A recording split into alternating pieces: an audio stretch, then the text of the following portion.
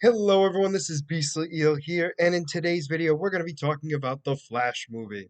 So if you have not seen this movie, well, I recommend you not watching this video, or at least pausing it and then saving it for later and then come back and listen to us. The big thing is I'm going to be talking specifically about the ending and the after credit scene. So after everything happens. So obviously, for those of you who don't know, this is supposed to be like the Flash Paradox universe, where he goes back in time, tries to save his mother. He does so, it messes everything up, and now he's got to undo what he does.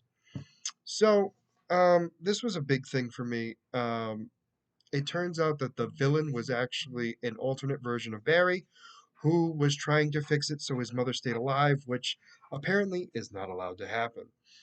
Um, in this new universe, we have Michael Keaton as Batman, and we have Supergirl as the Kryptonian on this planet. And seeing those two die multiple times was very depressing. Um, and apparently, this universe was supposed to be destroyed constantly by Zod. So wonderful to see. What we find out is the fact that time travel messes everything up, and it was actually causing destruction to the multiverse. And in fact, the multiverse consists of many different things: the black and white Superman, the Adam West Batman universe, two separate ones, another universe where um, Nicolas Cage is Superman, um, Christopher Reeve's Superman, and I believe that's all of them. And we got to see at least one Flash, along with a couple of Batmen. So after Barry realizes what's happening, he tries to go back and fix everything. But what happens is there was a video that was shown of his father um, that was supposed to be the alibi for him not being arrested anymore for the murder of his wife. And before he left to go back in time to save his mother, they had found that the video was insufficient because he never actually looked up. But when he goes back to the present after doing everything he's done, we see that the video actually shows his dad sticking his head up. And everything else looks similar, except for this one instance. And it is during this that Bruce Wayne calls Barry and he goes to meet him. And it turns out that Bruce Wayne is now George Clooney.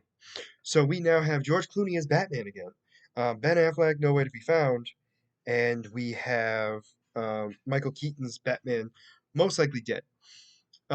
So that's just horrible. So that's how the movie ends. So we are under the impression that Barry has gone back in time so much that he changed the multiverse and is in a completely different universe than the DCEU that we knew. But we do get to see a familiar face, which happens to be none other than Aquaman. Jason Momoa as Aquaman. And this Aquaman is a drunk. Very much so. Now, the reason why I say it that way is because the rumor was that this particular Aquaman, this scene is supposed to lead into Aquaman 2. But they're not calling it Aquaman 2 technically. They're just calling it Aquaman the Lost Kingdom or whatever it is, right? So, the thought process might be that because it's a brand new universe, that this might not necessarily be a full sequel.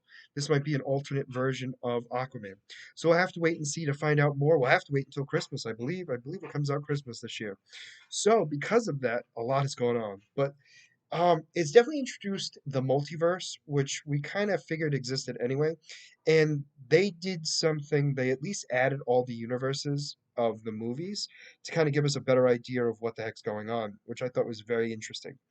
We got to see it in a way we've not seen.